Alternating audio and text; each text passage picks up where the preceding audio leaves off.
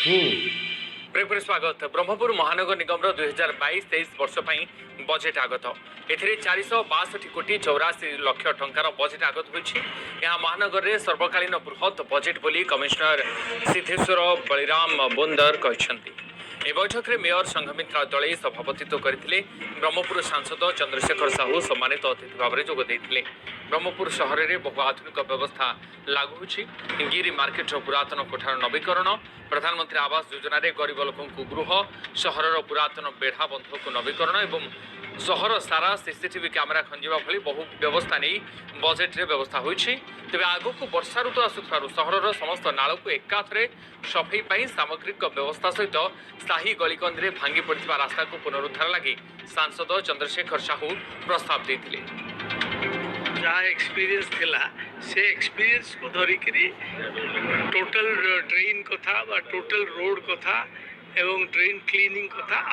जमी गोटे भल भाव में कम हो पार लोक जमी फिल करेंगे जे नुआ काउंसिल आइला परे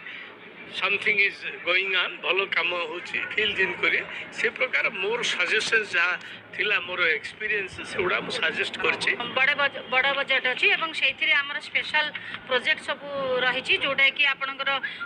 development of Giri market complex से 20 कोटी एनिमल क्रिमेशन जोटा कि बर्तमान बड़ समस्या रही है एनिमल मानक माने कोठी पोतिबा ये करबा सेते बेले आमे गोटे नुआ ये करछु से मानक पई 50 lakh development of water bodies 5 कोटी construction of shelter and urban homeless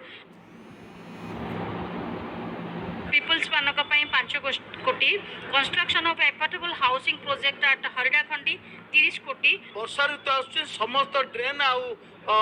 machinery higher करा जाऊ कुआला से स्वतंत्र बजेट रखा जाऊ समस्त नालू माटी कड़ा जाऊ आउ समस्त ड्रेन सफा करी पानीटा किछि जीव लिफ्टिंग